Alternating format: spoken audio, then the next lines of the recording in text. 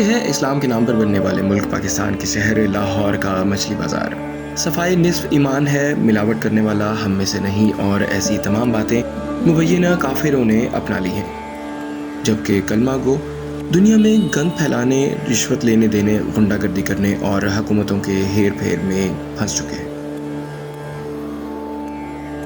خاص کر پاکستان میں کرپشن کی انتہا اپنے عروج پر ہے۔ فوڈ اتھارٹی ہو، پولیس، شہر کے ACDC، میونسپل کارپوریشن کا عملہ یا کوئی بھی سرکاری افسر، سب یا تو اندھے، ناکارہ، نکمے، نکھٹو اور جانور بن چکے ہیں، یا پھر اپنی غیرت، دین اور نوکری اس مچھلی مافیا کو بیچ چکے ہیں۔